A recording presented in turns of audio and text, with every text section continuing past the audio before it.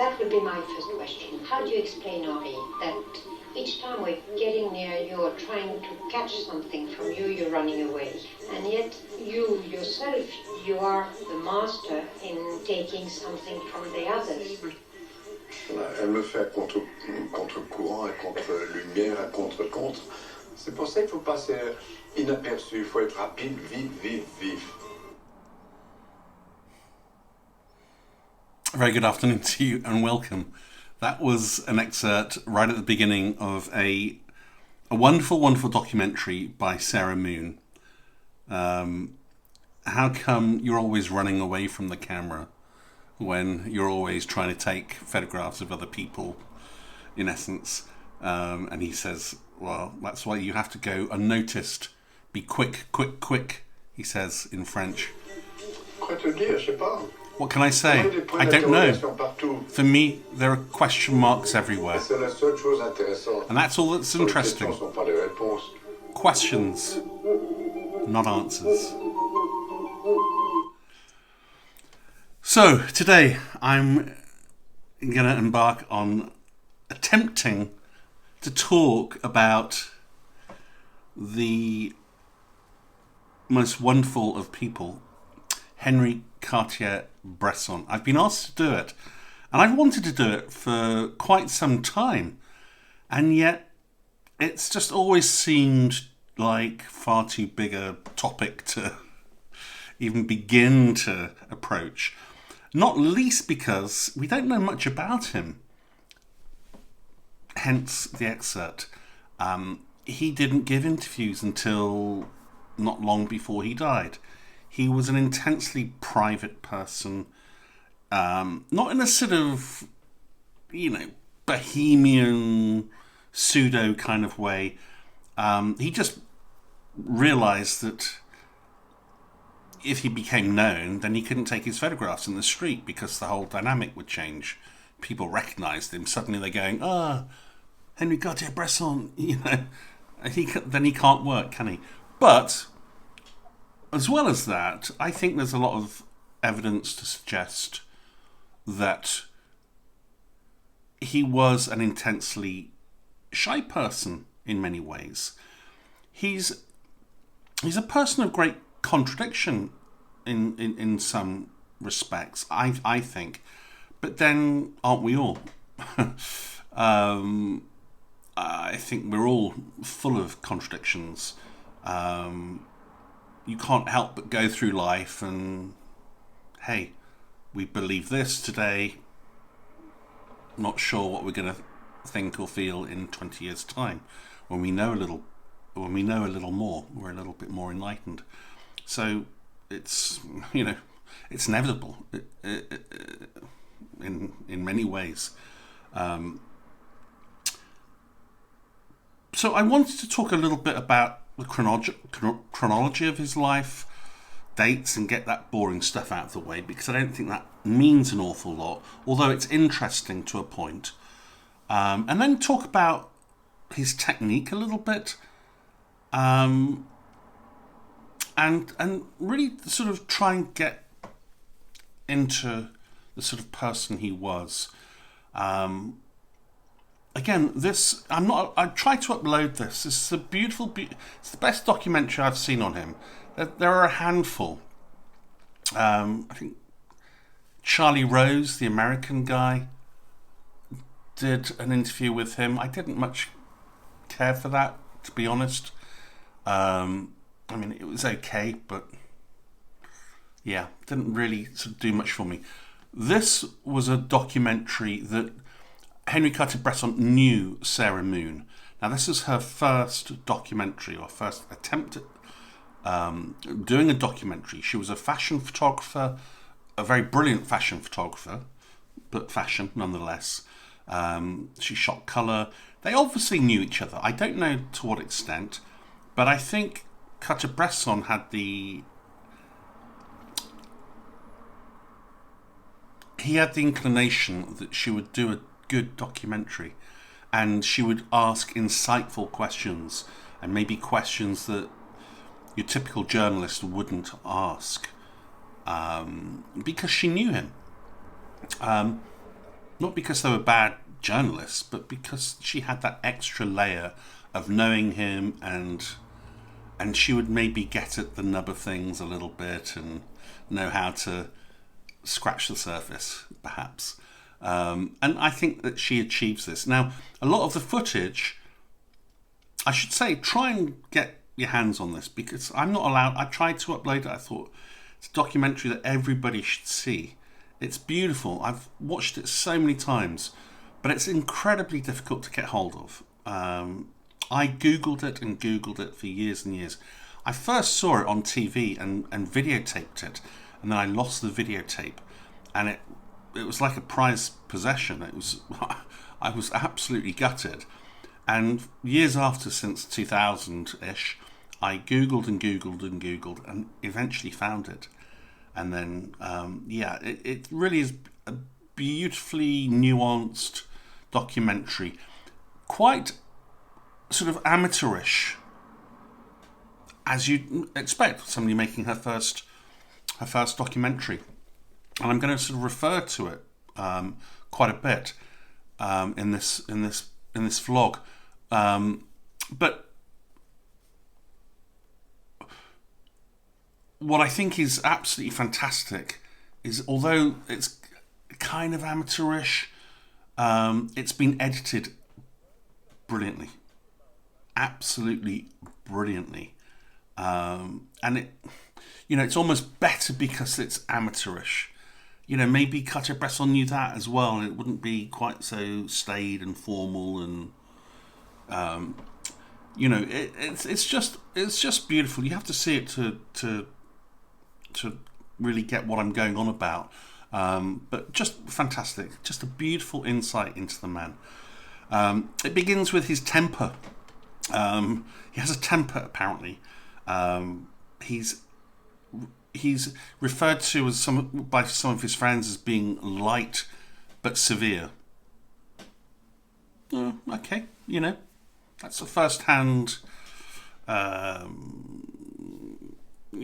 opinion of the guy. But let's push on a little bit, because we'll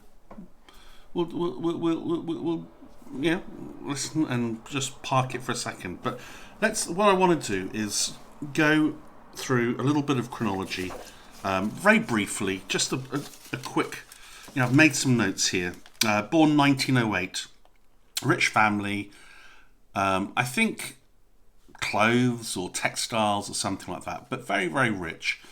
Born sort of just kind of, it's north central France, just east of Paris, and that's where they grow up. Very, very, very wealthy part of Paris. In this documentary, you see him being interviewed, and outside there's a balcony, which is the Jardin de Luxembourg. Now, I don't know if that was his family home or not, but that's where he was living when he was old, when he started to give interviews. And believe you me, that's got to be one of the most expensive parts of Paris. Just imagine having the Jardin de Luxembourg as your back garden, with the Louvre just sort of a walk away, where he used to frequent an awful lot, looking at art and drawing, as he did later on in his life, as I'll touch on. But anyway, so very, very affluent family. His mother was a landowner, her family was landowning, and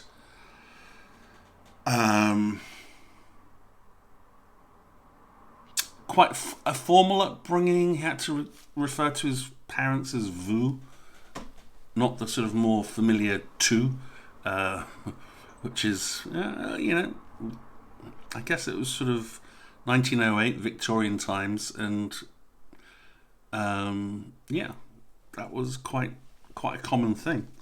Not exceptional at all. I know my own father, had a very formal upbringing and boarding school and that kind of stuff. Anyway, 1927, moving on,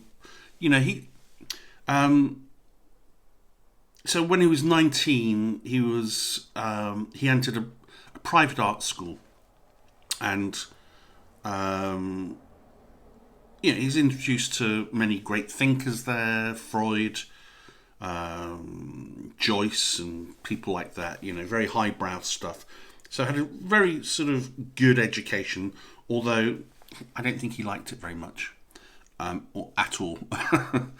Maybe he liked the learning, but the teachers were very, very strict, and he certainly developed a sense of, not liking authority, I guess. But there he sort of started socialising with, around about that age, he started socialising with surrealist painters at the Café Cyrano in Paris. And surrealism has a very big part in his thinking. Perhaps not so much his photography, although there are little hints here and there. But that sort of stayed with him most of his life.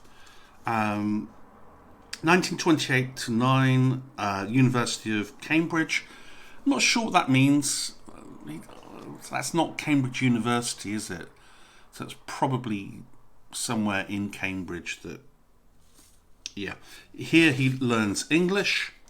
And in 1929, he meets an expatriate, an American expatriate, and his wife, Henri Crosby. And he presents Cartier-Bresson with his first camera. 1929. His first camera. First real camera, I guess. There are photos of him with a sort of little boxy, brownie, probably, type thing. But his first real camera... and they have... I don't know anything about Henri Crosby... other than that they're living in Paris, and they seem to have an open relationship. And Cartier-Bresson falls madly in love with his wife for 2 years before they leave the scene, let's say. Look it up. That sort of stuff I'm not allowed to talk about on YouTube, I don't think. But yeah, so he has his first...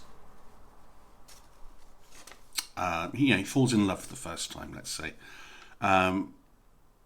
After that, when that brief thing happens, or ends, I should say, 1931, he goes to Africa. He hunts game and sells it to local villagers and stuff like that. I'm not sure what that's about. Maybe he's getting over being in love. I don't know. So this is all... we don't really know, because he doesn't really say that much until much, much later on in his life.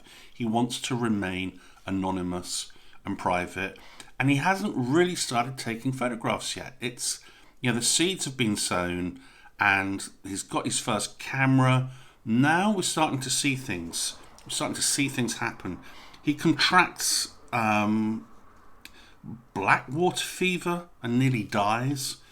Returns to France, and it's around this time it said he becomes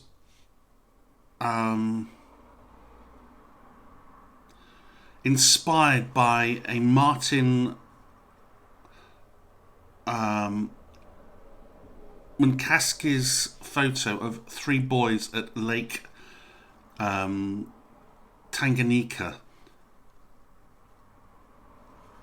He buys his first Leica with a 50mm lens in Marseille. Now look what happens. 1930 to 34. He absolutely explodes onto the scene. He photographs in Berlin, Brussels, Warsaw, Prague, Budapest, and Madrid. 4 years of photography. And this is all before Magnum, don't forget. This is way before Magnum. And in 1933, had his first exhibition in New York. And then in Madrid. Now, bear in mind that this is a guy who has got a rich family. I'm not saying he behaves like a little upstart or, with a silver spoon in his mouth, but I don't think he has to worry about money. If he wants to take himself off to Africa for a couple of years to get over his love affair or whatever it was, he can do that. But remember that he comes back, he survives the fever he got in Africa, and then for 4 years absolutely launches himself, buys his first Leica, the 50mm lens, and launches himself, not just taking photographs, but printing. And he didn't like printing very much. He learnt to print, definitely, but didn't like that very much. He wasn't a photographer that was really all that bothered with photography in many respects, the technique of photography. It was like a tool for him to be able to create images. It was like a sketch. It said he that's what he did later on in life after he thought he'd done all he could do with a camera. He went back to drawing. He went back to sketching. He went back to art. It's just another way of creating an image, I guess you'd say. He's this. Oh, yeah. I'll get onto that in a bit. So has it exhibitions. He didn't photograph in France for a long time, or until much later. Shot an awful lot in France, but much later. I think it was a case of it was too close to him. It was too familiar. He knew too much. Some people like to photograph what they know. In London, I've mentioned it previously. They have a walk that they'll do, and they keep doing it, and they think getting better and better and better and better, and they'll know what light comes in at a certain time of year and creates what shadows, and they love that familiarity, and that's great. But Cartier-Bresson was the exact opposite. I think he loved different cultures and embraced different cultures, different nuance, and wanted to. That was what excited him. That's what I've always felt, exactly the same. That's always that's when I come to life, almost. So yeah, didn't photograph much in France. 1934 meets Shim, or David Seymour, and then through Shim meets Robert Capa. That's 1934. So again, park that. He's met those people. 35 goes to America, exhibits, and meets Paul Strand.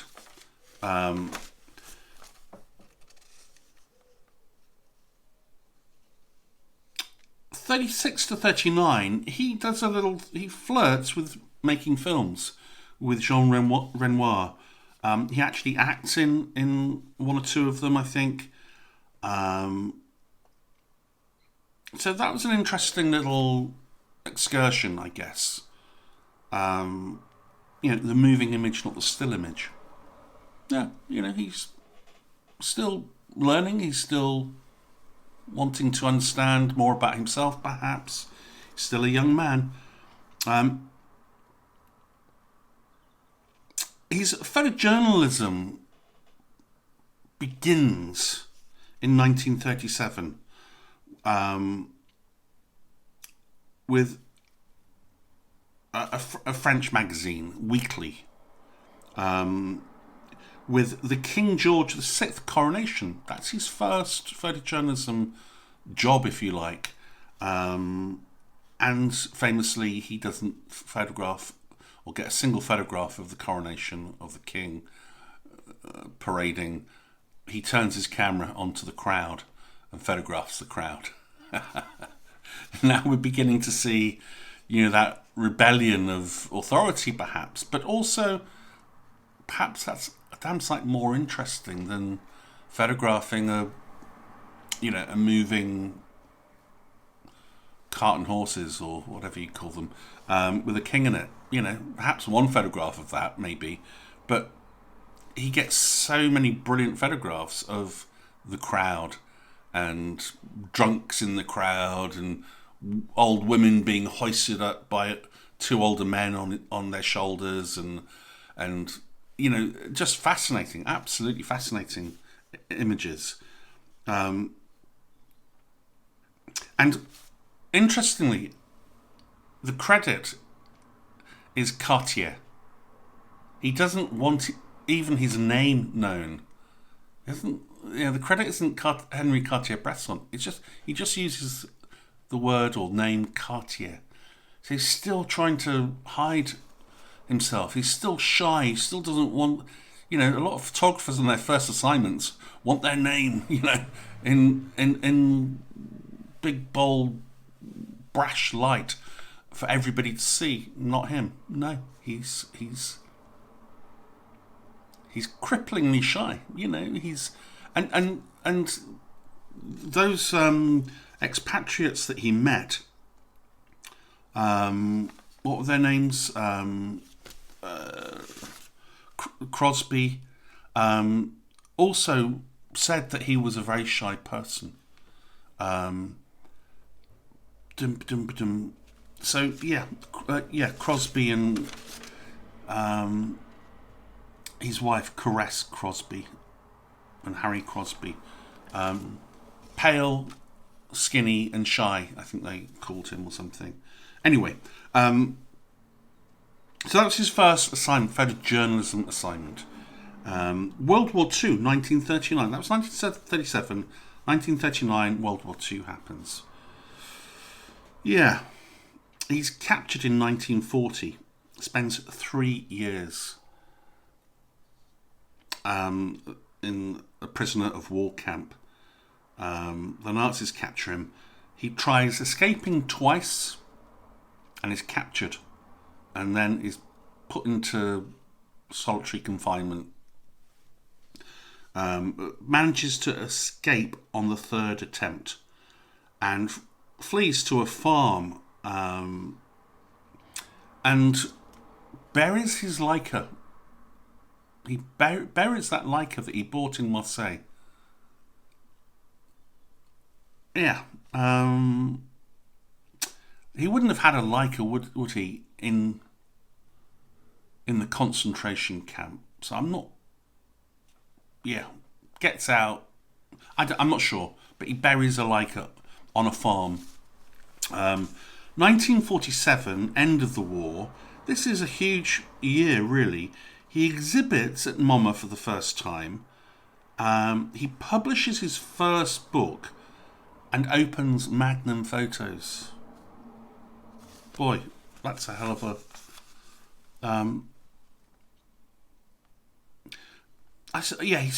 he buries his Leica, and then in 1943 digs his Leica back up again. Goes back to the farm, digs it back up again before the end of the war. But after and then photographs the the French what's it called? I can't remember the name of it. The French are trying to fight in splinters the Nazis, aren't they? So digs it back up for that, takes photographs of that. Sorry, I can't remember what it's called. There's a name for it. Anyway, end of the war, massive. MoMA, Museum of Modern Art, publishes his first book and is a founder along with Rogers and Shim and Kappa. 1948, if he only wanted his name as Cartier, well, here comes something pretty huge. 1948, according to Henri Cartier-Bresson, he said he was talking to Gandhi in India, because I think his assignments are India, and the Kappa goes anywhere he's needed. Shim, I think, stays in Europe, covers assignments in Europe. And Cartier-Bresson goes to China and India. So he's in India. He's with Gandhi. They talk for 15 minutes. And Cartier-Bresson is showing him some work, and he shows him a photograph of a hearse going by or something. And Cartier-Bresson is basically saying, look, this is my work and this is my style and I want to photograph you, blah, blah, blah, blah, blah. He's pitching to him, I suppose. And Cartier-Bresson says that Gandhi just looks at this photograph of this coffin and hearse going by. Doesn't say anything for 3 minutes, and then just says death, death, death. Gets up, and minutes later, he's assassinated.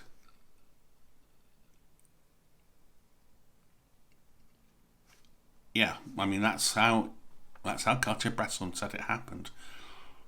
But not only that, Cartier-Bresson is the only press photographer to document Gandhi's funeral. Yeah. I mean, imagine that. And it's a pretty dramatic funeral. I mean, it's not dramatic to, if you're Indian, perhaps, but to the rest of the world, it's like a public fire. And you're sort of burnt publicly. Flames going and everything. Huge crowds. So that would have been, not only the Gandhi dying in his funeral, but the way in which he was cremated, I guess. And he's the only person there. And that absolutely launches him. Now, I don't know how, it says that really makes him famous, but I don't know whether that means famous globally in terms of everybody knows his name, or whether that's just in photography circles. I'm not sure. But it definitely puts him on the map. Why was he the only photographer there? I don't know. I have no idea.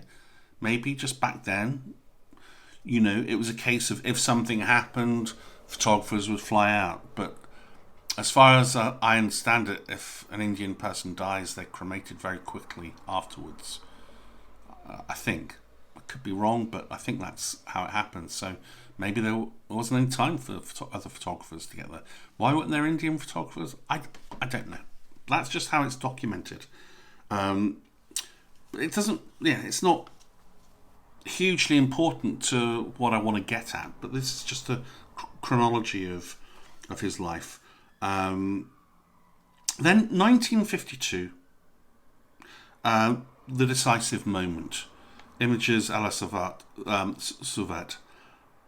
images on the run, or stolen images, I think is probably a better translation. Huge. Matisse painting is illustrating the book, and yeah, I mean, just, 48 is when the Gandhi thing happens. 4 years later, another huge thing, the decisive moment of the book. Kappa refers to it as the Bible for all photographers. It's a huge thing at the time. It still is today, really, in many respects.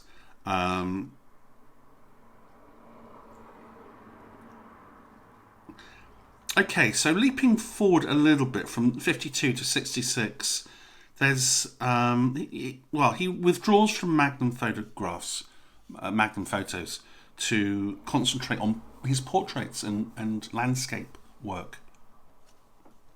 Okay, so you can see there's that I don't know, what would you, I guess it's sort of early 30s, isn't it? Coming back from Africa.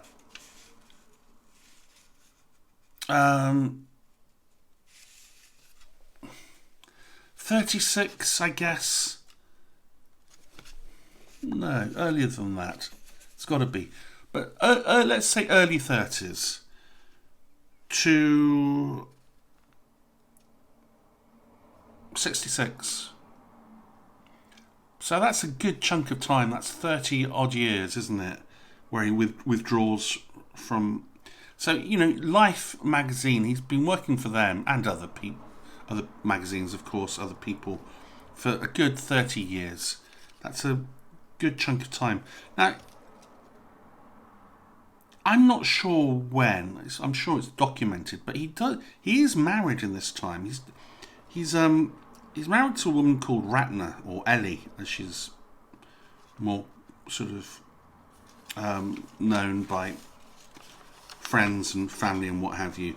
But he divorces her in 1967, turns away from photography in 68. Is that a coincidence? I don't know. But he's been married to her for quite some time. Have they been together for that long? I'm not sure. There's not much information on it. I've tried looking. Ratner is a dancer from Java. I don't know much more about her. I'm sure there's some information if I looked hard. But anyway, he divorces her in 67, then turns away from photography and begins drawing and painting again. So he's going back to his initial love, I guess, initial passion. And in 1970 marries Martine Frank, who's an English/Belgium Magnum photographer also. She sounds completely English. She sounds clipped, perfect English. So maybe she was just born in Belgium. I'm not sure. I haven't researched that. But yeah, so 2 years after the divorce, or 3 years after the divorce, marries Martine Frank. She's 30 years younger than him. And what I didn't realise, or I realised much, much later, in fact quite recently, is that he was age 64 when he had his first child with Martine Frank, Melanie, in May 1972. So, he's fairly kind of... Anyway, it doesn't matter. I'm just didn't realise. Anyway, and that sort of 2004, he dies at the age of 95, 19 days before his 96th birthday. So, wow, okay, that's it's not boring. It's really very interesting, and you could look much deeper into that. But it gives you a preface of the man, I guess, with some indicators into other things, perhaps. I've got one of his books here, Henri Cartier-Bresson, published by Thames and Hudson. Just says Henri Cartier-Bresson, photographer. It's a beautiful book, really beautiful book. Very solid, square format, large prints, really nicely produced. And I wanted to just flick through it, and it's got most of his most extraordinary work in here. It is all full frame. He has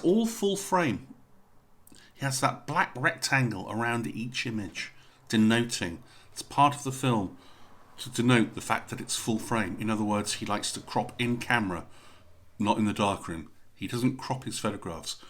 What you see is what he saw. Okay? So, the first thing you notice, there's no flash. There's absolutely no flash. All he uses is real light, available light, daylight. Okay? No flash, no... if he's indoors, then maybe there are lights indoors, obviously, or light coming through windows. But only light that's there. He doesn't, he does not like light. He said it's a bit like taking a gun to the opera or something. It's just impolite. I think that's a quote, actually, one of his quotes. So natural light. And part of that is that you're capturing the essence of something. You're not contriving anything. You're not setting up. You're capturing real life. You're present in that moment. So anything artificial is a no-no, other than the camera itself to be able to record it. Just that. So very simple. Very, very clutter-free. You can travel much lighter. One camera, one lens, small camera, small lens. 400 film, a fast film, or fast-ish. It's not fast today, but back then it was considered a fast film. 400 ISO, I mean.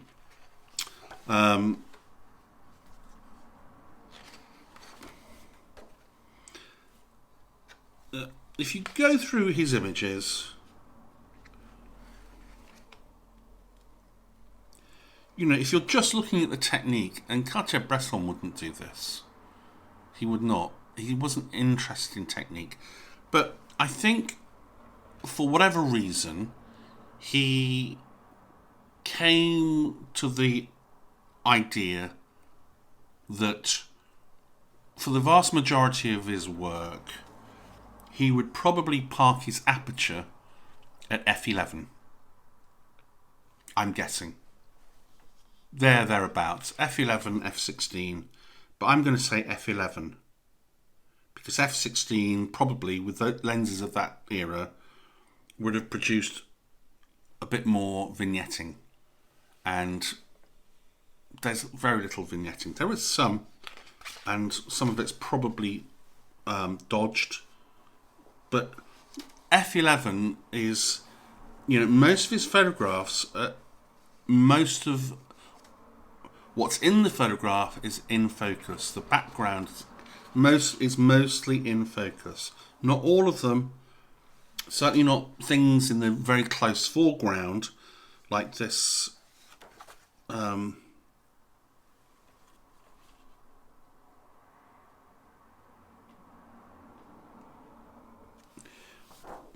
The vast majority, I think, are f11, unless he had to change it. I.e., the light wasn't very good and he had to open up. But I'm thinking most of his work is done at f11, and then he'll just, you know, use the corresponding shutter speed. So f11, if it's lower light, you know, some of his work is a little bit not sharp, not, you know, there's a little bit of movement in it, and that's probably where he's shooting with a longer shutter speed, 15th of a second, something like that. That's my guess. You know, where he's closer in on a subject, then obviously the background, there will be some fall off. But for the majority of his photographs, most things are in focus. You know, most things. There are obviously exceptions.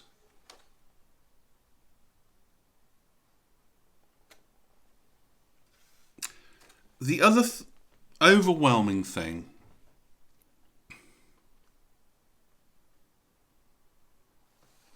that you notice that is abundantly clear is that his sense of composition, his sense of geometry. He says, you know, he's on record, geometry is his greatest love. It is. You can see.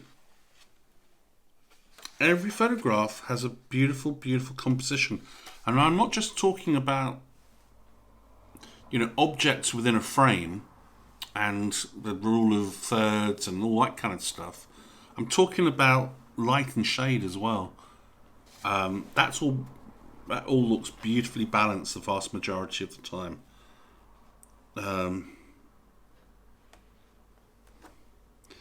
And little details you notice that you can just, you know, I'm being a little bit mechanical here, but I just want to again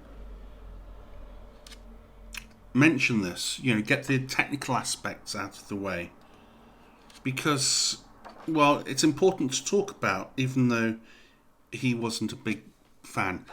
I think he would have learnt the technical aspects, and then, like any good photographer, in my opinion, doesn't forget the technical aspects, but becomes so at one with the camera, it just becomes like, muscle memory. Like you can just forget about it because it's so automatic. F11, and then move your shutter speed to wherever you need to be. Boom. It's a simple technique that you don't have to shoot like that at all, but that's something he has devised for whatever reason, and that's the way he's going to go. And so he knows his camera is at f11. He just needs to get the right shutter speed, corresponding shutter speed, to get the right exposure. But it's all very quick, very automatic. He has to be quick. That's what these photographs are about. When, boom. Timing and being quick and being present and being sensitive. So this is what you see with his photographs. He wants most of the things, most of the time, where possible, to be as sharp as possible and to be in focus. He doesn't especially look for short depths of field, which he could do with a 50mm lens. He could do. And most of the time he shot with 50mm lenses. I think occasionally he shot with 35s, is my guess. But the vast majority of the time it's 50mm. And he could achieve shorter depths of field if he wanted to. There are some photographs with shorter depths of field, but again, I think that's just due to the fact that he had to open up. Otherwise he'd be shooting at a second or half a second or something like that, which is too slow.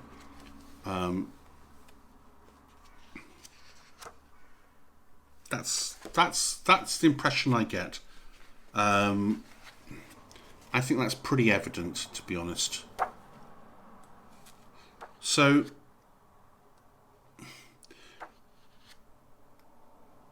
again, it's just all available light.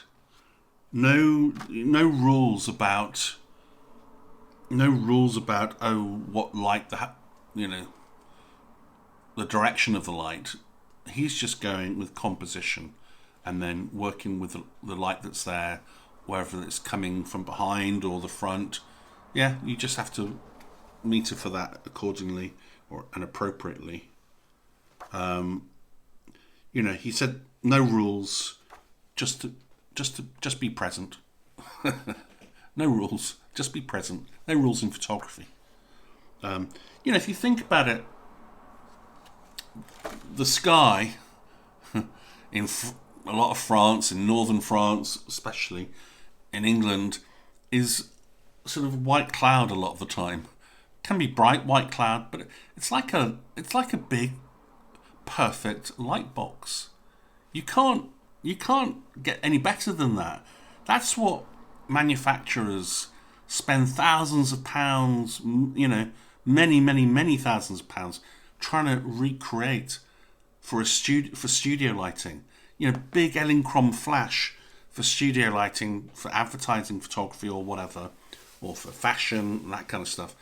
That's trying to reproduce that big white sky, that beautiful light box. That's the most perfect light box you can ever have. So why would you mess with? Why would you mess with that? Just work with it. Use it to your advantage. But don't say to yourself, "Oh, I can't shoot with the sun behind somebody." No, he doesn't do that. Cartier-Bresson doesn't do that. And it's not about doing what he does. It's about finding your own niche. You can have as many rules as you want. That's fine. You can shoot with flash if you want. That's absolutely fine. If that's something that you like, that pleases your aesthetic. Cartier-Bresson has his set way, and like I say, he doesn't really give two hoots about about the technique. He's got a technique. That's what he uses, come what may. Unless he has to open up more.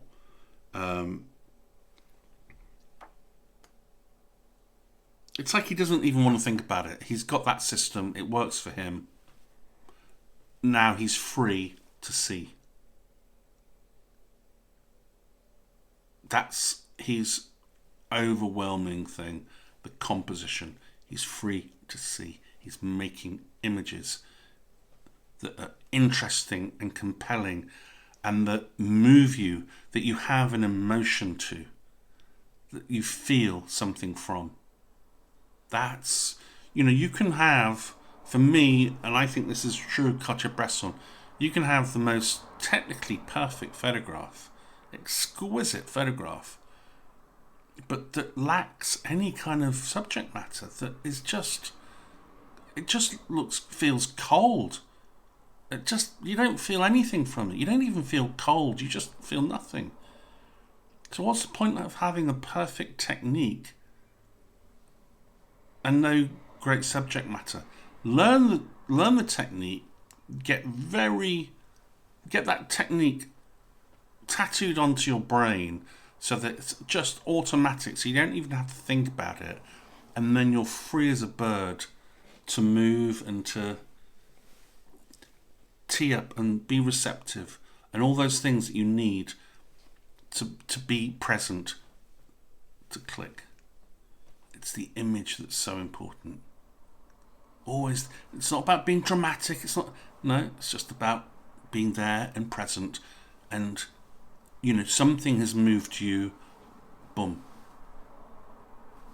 Frame, composition. Boom. Composition, is everything. Really, that's what makes these photographs. And again, they're not composition based on jigging it about and cropping it in the darkroom. No, composition within his viewfinder, what he's seeing, that geometry. It's at 1.618. It's just, it's just perfect. That's what makes this man so special.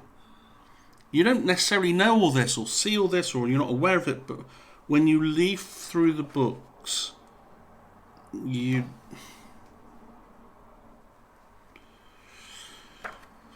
every image for me every portrait is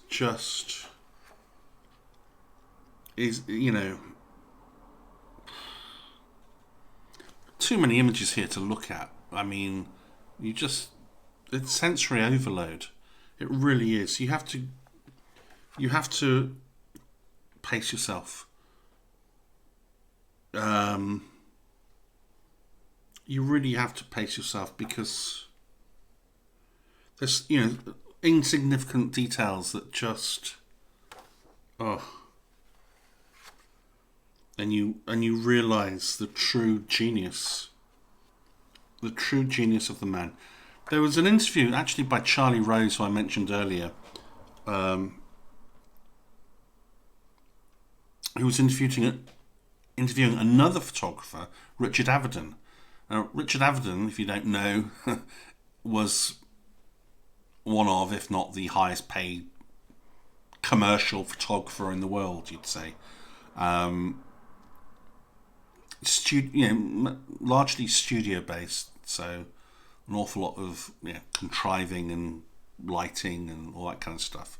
And he shot a lot on large format cameras. And Charlie Rose actually asked him a really, really good question. He said, whenever I interview photographers, I always ask them who their favourite photographer is. And you guys always turn around and say Henri Cartier-Bresson without hesitation. Please tell me, what is it about this guy that has you all revering him as the best photographer that's ever lived? And I will say, me personally, I think he's one of the top 3 artists of the 20th century. I won't say the number 1 because that's stupid. He could be number 1, but it's a very subjective thing, isn't it? But he's definitely top 3 in my book. He, I'll leave it at that. But Richard Avedon turned around and said, "Well, it's simple." He said, "I'm this crazy, hugely paid, world famous photographer. When I die, I hope that there are 3 images of mine that people might recognize." With Cartier-Bresson, we're not talking about 20 or 30. We're talking about 200 or 300 that people recognise. They might not know they're Cartier-Bresson photographs, but they recognise. They've seen before. And that's how colossal he was. That's how amazing, to have 200 or 300 images that people have seen before, and if they haven't, they almost feel as though they have. That is, that means you've got some astonishing ability, a brilliant eye to be able to not only that, but they're real photographs. They're not sort of all set up and contrived in a studio. They're real photographs taken of real life, and to take real life, you have to be so present and so quick, and so it's the highest sort of upper echelons of photography, if you like. It's the most difficult to do, and he's got 300. The next, you can put all the other photographers together and they don't come to 300. For me, I love lots of other photographers, but it's true, I only like 1 or 2 of their photographs. I could really love 1 or 2 of their photographs, but I'm leafing through this, and every single photograph, how many are in here? God, I don't know. 154 pages. Every single one is, you can just look at for ages and think, wow. To even see that is phenomenal. It's a paper on a bed, or a magazine curled up on a bed. What the hell is that? And yet it's perfect. The lighting, available lighting, not contrived, not manufactured, just what's there. You're asking questions all the time. Just at the beginning of that documentary, it's all about questions, not answers. If you can provoke, if you can stir the imagination of people to find their own answers, it's not about your answers, and often there aren't answers. But to ask a question is far more interesting. And that's what he does. It's a shape. It's a guy lying down behind an umbrella. Why should that be interesting? Well, look at the legs coming out. Everything about it is interesting. Every single image is just phenomenal. It's beautiful. It's, the subject matter is the human condition. Do you know of another photographer that... I that's what I've been doing all my life. Didn't realise it until probably 15 years ago. But that's all I've been doing. But who has a body of work like this that on this subject matter? A lot of photographers that have taken photographs where it could be said that's something to do with the human condition, but a body of work like this, where you see such beauty and such pain and such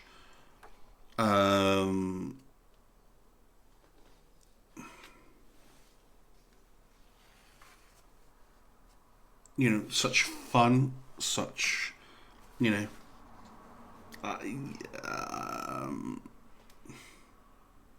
melancholy,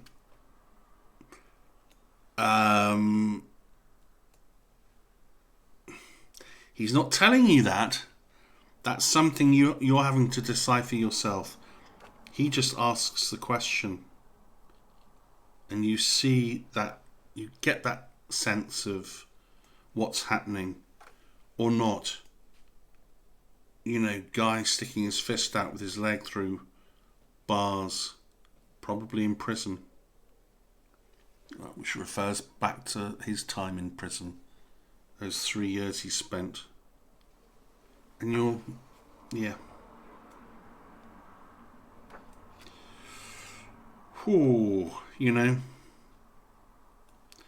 I have to stop looking because I can't concentrate on what I'm saying really if I keep looking. But that's the kind of effect that it has on you, certainly on me, on most people, I think, who see his work. So yeah, I mean, look, I don't want to harp on about this, but this temper thing, it's like, hey, look, I didn't know the guy, so I'm not really qualified to comment, but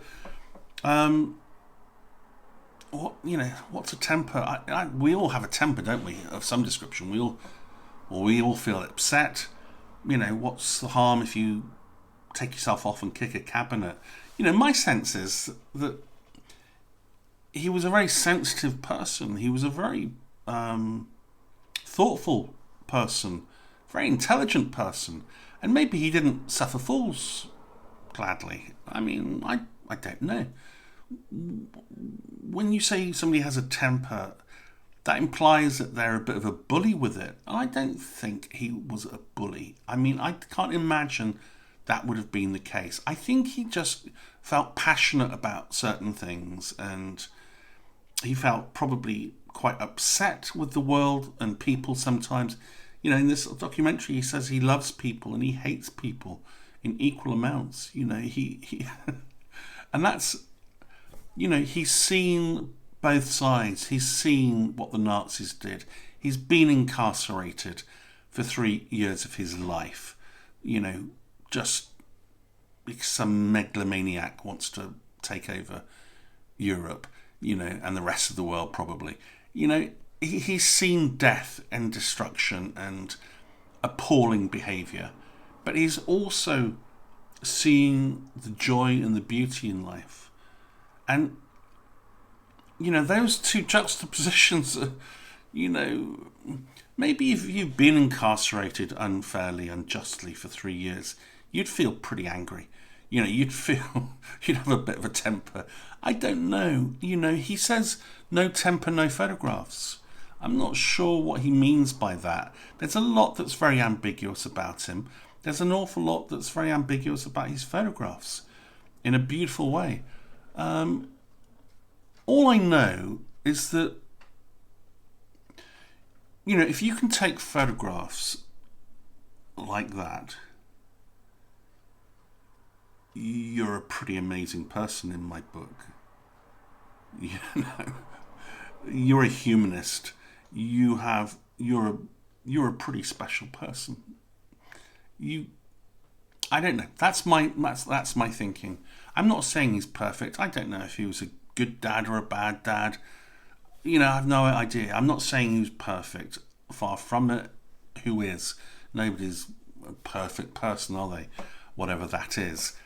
But I think at the root, at the core of the person, was a pretty beautiful man. A very, very perceptive, intelligent man who just wanted to know what was going on. What's it all about?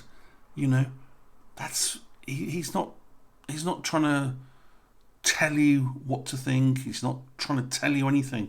He's just asking those questions. And to me, he's a humanist. I would love to have known him. I really would. I don't just mean met him. I would love to have known him. I'd love to have him been bad-tempered with me. You know, I'll suffer that all day long if I know that the person is actually a really special person. And I'm damn certain, without knowing him, he was at the core an amazing individual, an amazing person. You know, if for no other reason than he's graced the world with his genius, with the beauty that is Cartier-Bresson. It's phenomenal. It's beautiful. It makes me feel emotional just thinking about his work, and yeah, it's a really, really special thing. I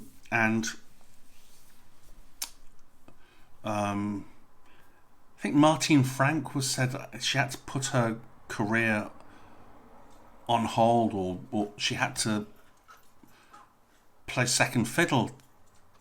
Well, I mean, when I heard that, I thought, you didn't have to do that. Everybody was second fiddle to him. He was the best by a long way. You know, there's no having to put your career on.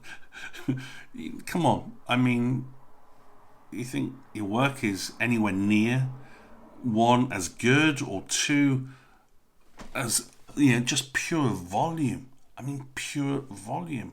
That, you know, the being that brilliant for such a long period of time, you know, being, what's the word?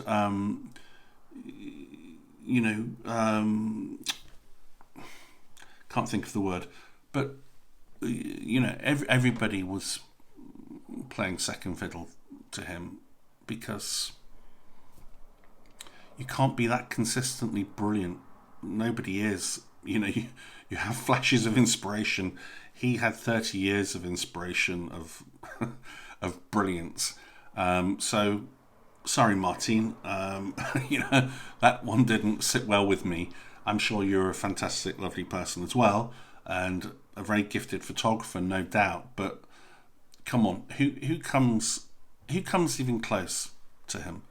I've always said in these vlogs, if you want to learn anything, if you want to buy one book to learn something, not just about photography, but about life, it's all in that book, or it's all in one of his books. Have a look, fill your boots, and it's a book you will never ever, it'll become a prized possession. You'll have it forevermore. That's my 2 pennies worth on the man. I don't think I've even done him, you know, 1 iota of justice, really. I could talk for weeks about him, even though I never really knew him. What he did say spoke volumes. You can speak very loudly for a long time and say nothing. He spoke very little and said an awful lot. And yeah, I'm gonna end it on that one, and hopefully I've inspired you to buy one of his books, and you know, I'd love it if you did. And if nothing else, just have a flicker online, and I'm sure you'll stumble on some wonderful images, and they'll brighten your day, or at least inform you of what it is, who the man was. Yeah, I'll leave it there, and thank you very much for stopping by. See you for the next one. Cheers.